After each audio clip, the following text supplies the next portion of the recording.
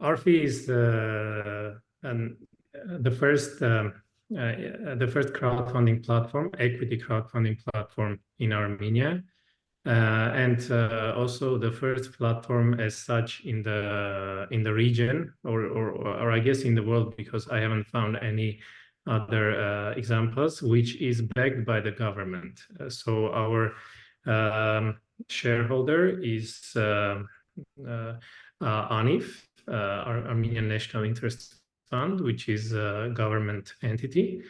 So we have launched the platform in December last year, but the first companies, the first startups who went live only like a couple of weeks ago in January last month,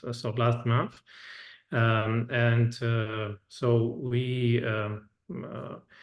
The platform allows investors from all over the world to invest in Armenian private companies, starting from $100. So each project or company can raise from $50,000 to $6 million on our platform, which is like the regulation. Just to show you like what the investment climate like in Armenia. So our stock market is still very small, though we have seen some improvements here. We have had a couple of commercial bank IPOs in the past, and we have also seen like one of the telecom companies in Armenia finalized its IPO recently.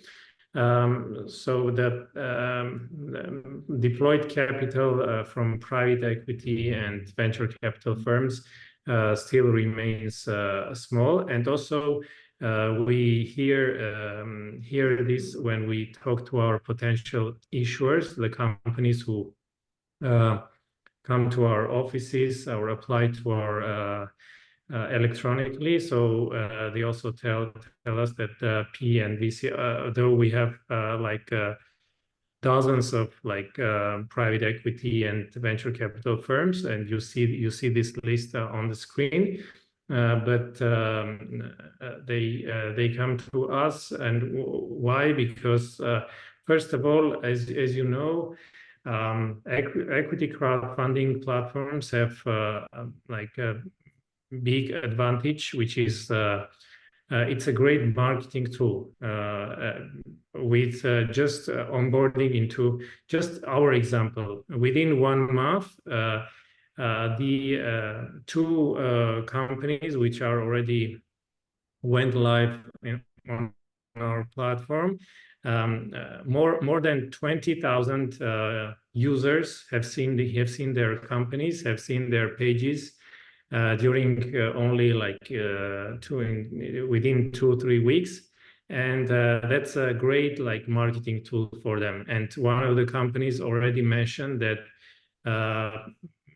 besides like the main goal of fundraising, they are already well known in the market, and they're like companies approach them. They already know about them, because 20,000 users in 2-3 weeks is like a great result for them as a marketing. Also, it's a great validating and tool for their product and service. So if they don't reach their goal, it means that their product or service is not well enough, or they need to develop in some other directions, etc. So I will jump into the crowd investing regulatory regulation, which was approved recently in 2022, February 2022, and it's actually very like sort of it's not strict at all, because as you can see, the regulation permits like $6 million per 1 year fundraising through such equity crowdfunding platforms. And there is no investment limitations for investors. Of course, there are lots of disclaimers, requirements for us as an operator. We have to show some disclaimers for the investors that even after if they want to invest more than $600, it's equivalent to these 300,000 drams, Armenian drams. We have to show them another disclaimer that you are now doing this. It's pay attention to the diversification. Don't put all the eggs into one basket and this kind of stuff. So there are lots of disclaimers, but more or less, investment limitations is it's not limited. And of course, for non-professional investors, we have a cooling down period, which means that during the first 4 days, even if they paid with their payment cards, we are not allowed to sort of charge the payment cards. What we do is we pre-authorize the payment, but we don't charge the amount. We only charge on the 5th day. And during these 4 days, they can cancel their investments without any fees, without any charges. Even the commercial bank, which is operating our virtual POS terminal, is not charging any fees for that as well.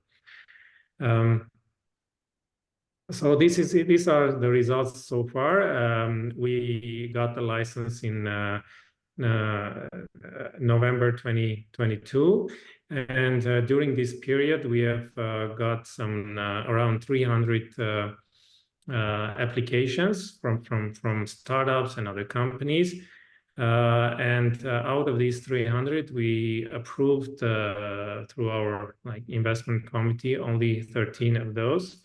And 3 of those already are live on our platform, and others are on their way. So we have 2 or 3 of them will be presented next week.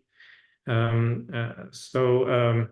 are some examples of the companies that we have approved. We have both production and service companies. We also have a B2B company, which is rare for equity crowdfunding platforms, which is because they are difficult for them to acquire funds through these type of platforms, because the investors are physical entities who got emotional. You need to be emotionally attached to them, and the products that you offer as a company should be something that they need, so that the investment will be easier to fundraise. But this B2B company was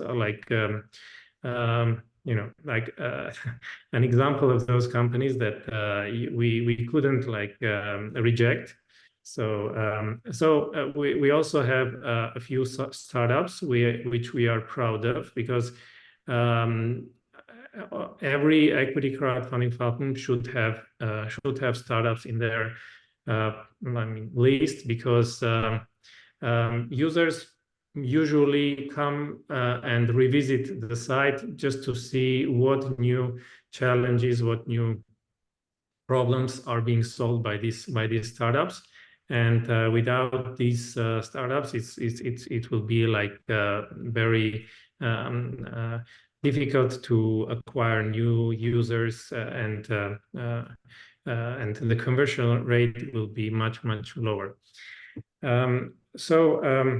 We've got a fundraising model for IT startups. I don't know about your what's your situation in your countries, but in our country, all the startups, they want to open their headquarters in Delaware or other developed countries. So they want, why they want to do it? Because they want to grow very fast, and after growing into some rounds of financing, some Series A, B, they will have difficulties in Armenia to acquire this amount of funds. And our examples of unicorns like Pixart or other startups that have Armenian origin. These are the examples that they after some point they open their headquarters into in US to go like further. So all the startups that approached us, they have this already have their headquarters opened in US. So we decided to have this fundraising model for them. What they do is they open an open joint stock company in Armenia, and like a new open joint stock company, and we they fundraise through our platform, and after that they like invest this amount into their startup in Delaware. So this was the only way we could help them to fundraise, because otherwise the regulation, I mean, we cannot fundraise for companies registered in other jurisdiction, and this was the only way to do that. Of course, there are in other cases, we have companies who restructure from closed joint stock company into open joint stock company, and then apply to us for fundraising. So how we make it possible? I know that I just saw that in SumSub was also used in Go Crowd, in which our colleague presented earlier. And we, after making a lot of research, we came to this solution, and we are more or less happy with that. And also, I would like to talk about this automated security registration. We have integrated the solution from our depository, Armenian depository, into our platform, which allows us to automatically generate investment accounts for the users who already went through the identification phase. So when they make the investment, they already have an investment account in the depository, which is like they can check also through the third-party application, like the depository application, and see that, for example, they have this account, and if the fundraising is successful and they invested in a company, they will also see the number of securities they already own in the company they invested in. And this is just a presentation, but I just want to present you like a real company page. So this is the BLS, Barikam Logistics Service, which is a logistics service company. So I would like to show the structure of the company in the website, on the platform. So we require all of the companies to have video material, which shows sort of their their founders. The founders talk about their history, talk about their prospects and what their forecasts. And also we have some text and pictures and animations on the same page, and we advise all our investors to go through this material in detail before making the investment.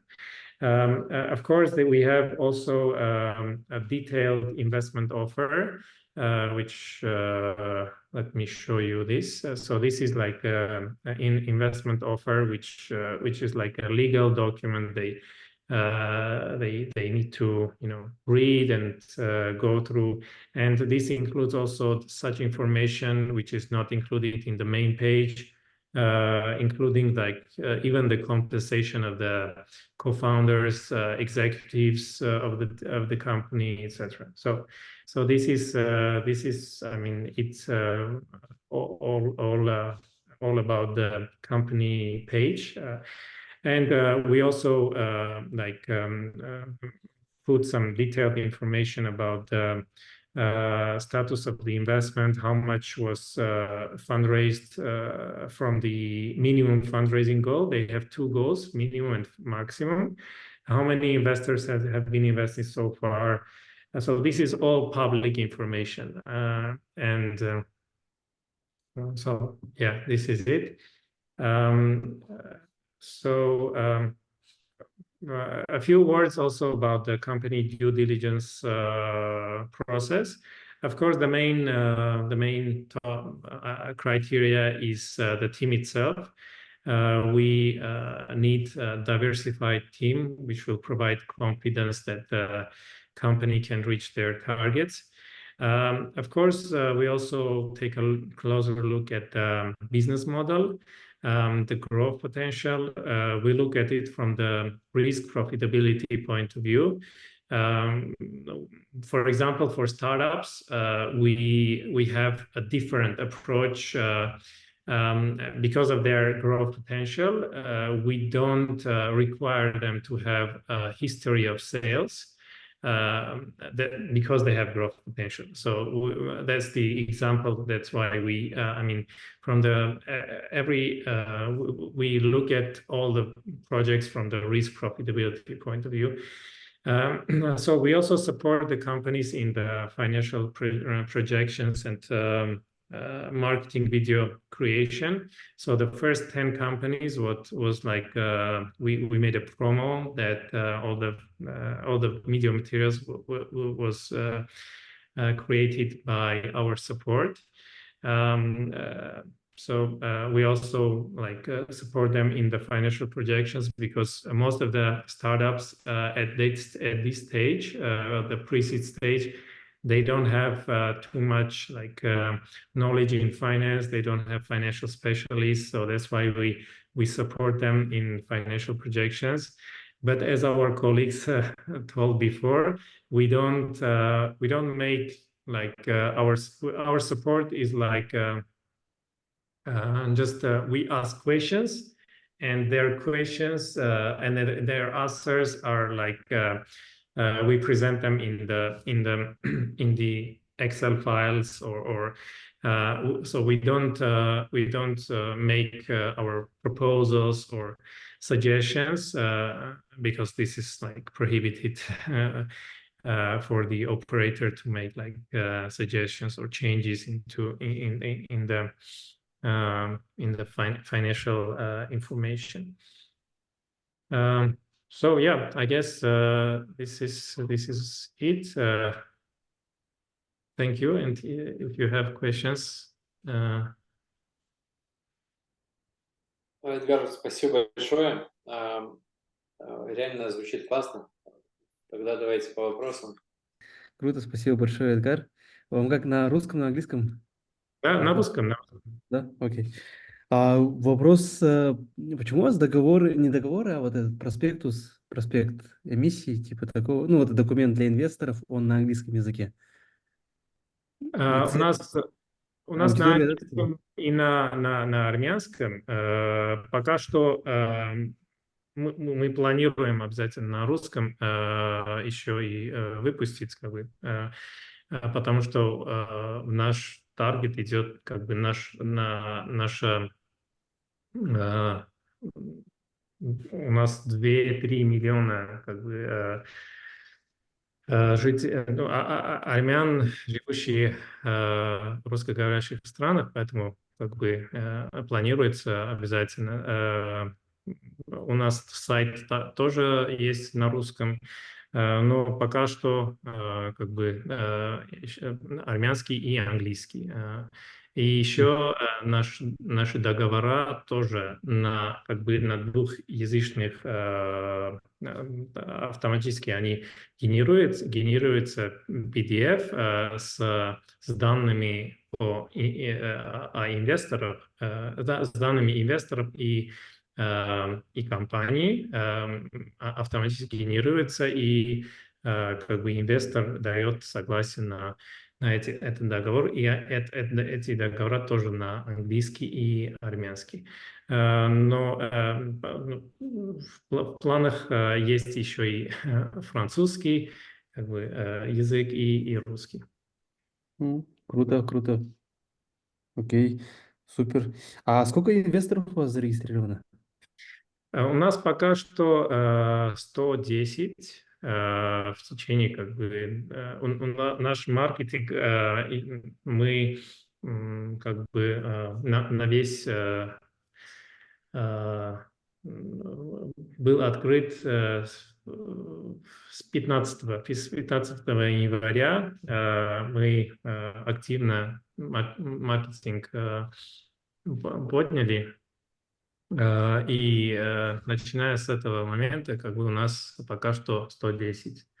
Не знаю, какие у вас были результаты, когда вы открылись год назад, да, я так понимаю, но у нас такие результаты. И пока что, как вы видите, 20 из 15 или 20 из этих инвесторов уже вложили деньги. Я не досказал про инвестиционных продуктов. Не знаю почему, но у нас как бы спрос на банды не были. Только была одна компания, которая хотела как бы бонды, но пока что как бы 13 из компаний они хотят equity и инвестиции. Окей, круто. Круто. Спасибо большое. Спасибо вам.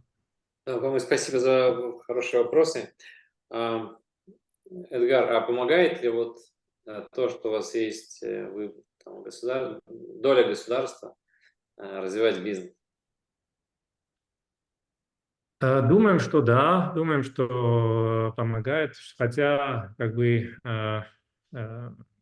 у нас в планах еще и есть вопрос стоит о финансировании АНИФ, как бы нашего shareholder, в рамках как бы 10-15% во всех компаниях, стартапах, которые как бы мы Которые собирают деньги, да? показываем, да, на платформе. Это как бы минимальная как бы, сумма, которая вот цель, чтобы вот инвесторы поняли, что государство тоже влаживает и как бы делит с ними риски. Это здорово, да. А скажи, пожалуйста, вот когда ты говорил про вот этот cooling down период, ты говорил, что вы принимаете по картам, там и фриз такой на картах. У вас зачисление денег идет не на счет, а с помощью карт. Если так, то вот получается, что это же очень дорого для инвесторов. Кто берет на себя эти затраты? Ну, не для инвесторов, а для компаний, как бы для исsuеров. Но в целом это то же самое, да. Мы берем 7% от наш success fee, это 7%, но мы берем деньги только когда вот фандрейзинг успешен. Но кроме этой суммы мы еще как бы берем деньги за вот эти перечисления, которые, как я помню, это с 0,5% до 2%. Как бы связано это как бы какая карта, это международная карта, международный MasterCard или Visa, не знаю, вот поэтому мы как бы не знаем сначала, как бы, какую сумму это будет, но это не будет превысить 2%. И мы это как бы взимаем из суммы, потому что вот все эти суммы, они перед тем, как мы будем перечислить на счета компании, эти суммы, они входят в отдельный аккаунт, который вот открыт в банке, который вот эти все випос и как бы карточные випосы предлагает. Как бы. А еще, пожалуйста, можно уточнить, вот когда говорил про инвестиции, сколько, мне показалось, или минимальный объем инвестиций это $50 тысяч? Минимальный объем фандрейзинга с компанией, но Понял, это сбор минимальная владений. сумма с инвестора это $100. Хорошо, а вы инвесторов со всего мира принимаете, правильно? То есть вот эта ваша идентификация, она позволяет со всего мира инвесторов привлекать. Да. Мгм. С американцами отдельно их не ограничиваете, американцев? Ну, мы что делаем? С Америкой это как бы другая как бы история. У них как бы две ограничения. С маркетинговой точки зрения они не позволяют другим как бы компаниям с других стран маркетинг делать как бы как сказать, как бы investment offer делать резидентам Америки с других стран. Поэтому, что мы делаем с маркетинговой точки зрения, мы маркетинг делаем нашу платформу, а не компании, которые вот входят, представлены на платформе. Мы делаем маркетинг нашу платформу, а для инвесторов мы говорим, что вот для нас нету как бы лимиты, но вы должны посмотреть свои законодательства, чтобы вот вы были как бы честны со своей с государством, да. Вот как я уже сказал, там 7% от года, они как бы регуляция там у них есть максимально лимит 7% от годового дохода. Хорошо, спасибо за пояснение. Еще такой вопрос от лица стартапов. У нас FinTech Hub, например, вот мы закончили сейчас программу развития, и у нас есть как минимум там 5 компаний, которые хотят фандрайзить, ну, это там стартапы. У некоторых уже есть выручка, как бы есть кэшфлоу, вот, им актуальны инвестиции. В связи с этим вопрос. Ну вот, белорусские стартапы можем на вашу платформу завести и, собственно, попробовать для них поднять деньги? И будут ли какие-то вот ограничения специфические? Ну, были у нас как бы и такие компаний, которые вот хотели за рубежа войти как бы, в нашу платформу. У нас вот регуляция как бы... То есть нужно как-то по схеме было создать компанию, да, в нее Надо брать деньги, обязательно. а затем инвестировать там уже в эти деньги использовать, например, там, в Беларуси там, на команду разработки, правильно? То есть headquarter будет в Армении. Ну, с технической точки зрения, да, это как бы должно работать. И у нас, но мы как бы, что мы говорим нашим соотечественникам как бы с других стран, мы говорим, что у нас есть как бы программа релокации. Если вы релоцируетесь как бы в Армению, и мы видим, что ваш как бы тим, который вот работает сотрудники компании, вы релоцируетесь в Армению. Если мы это видим, то мы как бы у нас как, нету разницы. Мы будем считать, что история, которая у вас была в других странах, мы будем это считать как ваша история, и мы будем это показывать в портфеле или в investment offer, как ваша история, и будем показывать, как просто вы релокацию сделали в Армении. Эта программа у нас есть, но чтобы вы просто открыли как SPV и фандрейзинг делали и остались как бы Беларуси, то думаю, что это не пройдет как наш инвестиционный комитет. Понятно, спасибо за пояснение. А вот стартапы, которые, ну или компании, которые размещаются у вас, они делают сами маркетинг на инвесторов или они полностью полагаются на вас? Ну, это была как бы первая, как говорится, холодный душ для них. Почему? Потому что они как бы думали, что вот все, мы сделаем все для них и все. Но что мы делаем? Мы предлагаем им открыть свой отдельный лендинг-пейдж для инвестиций. Мы еще и раздали им иконки, которые вот invest in our company on ARFI, инвестируйте в нашу компанию на платформе ARFI. Вот такие вот иконки, которые вот они сейчас стоят в их веб-сайтах, и их клиенты как бы уже смогут как уже инвестировать.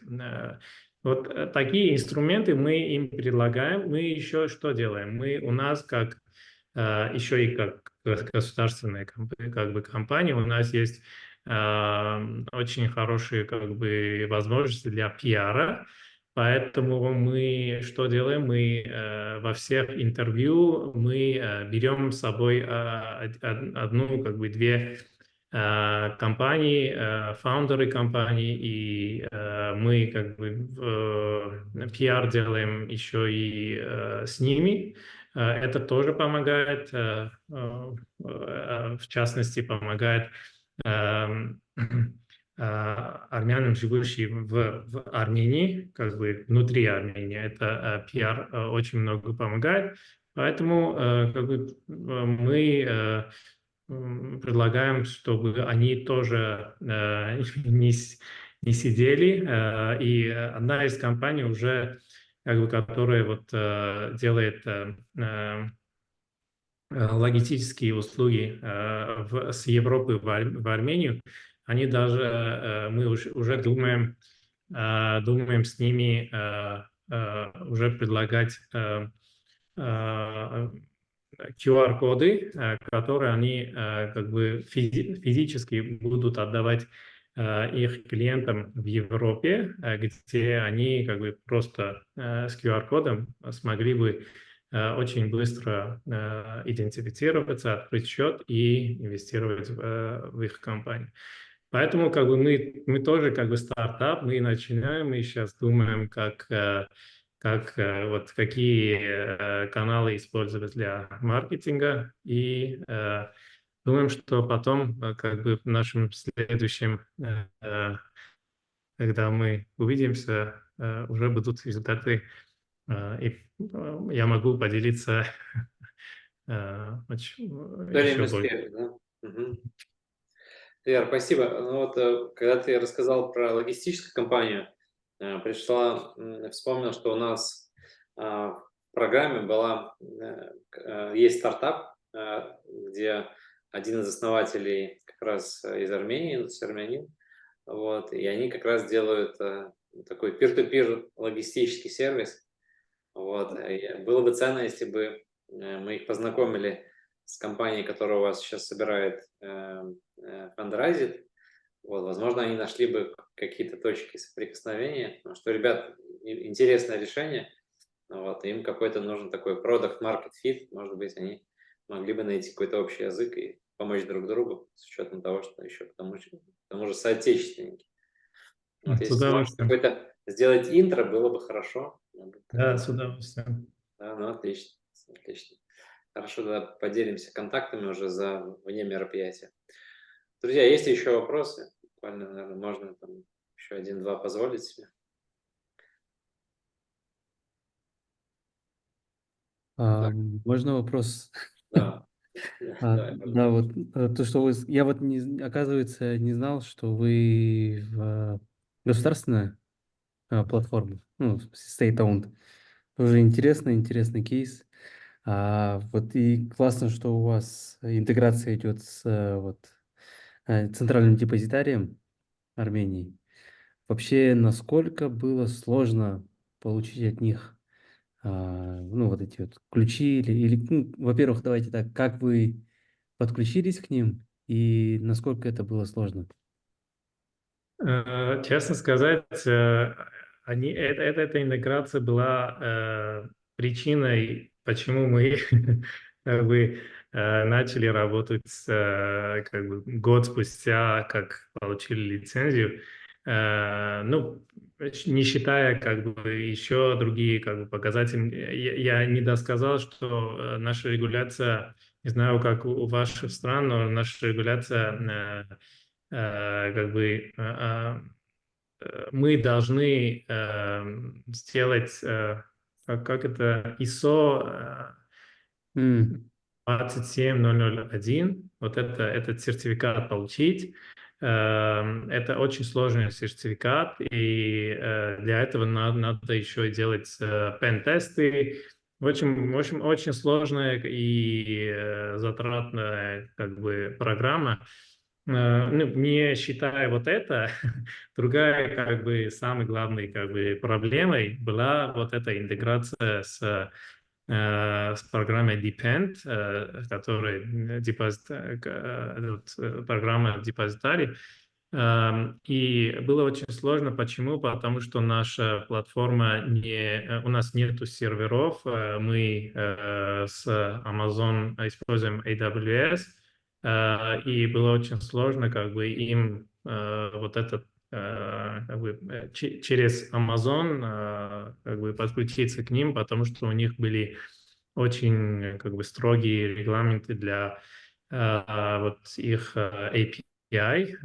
Ну, через Центробанк, через как бы коммуникации мы все-таки смогли как бы идти на некоторые компромиссы. Они тоже шли, потому что они хотели, чтобы их платформа была много, как бы, это еще и как бы для них очень хорошо, потому что вот сейчас они смогут как бы у них тоже как бы есть уже что показать, что вот видите, вот 110 инвесторов уже у нас открыли счета.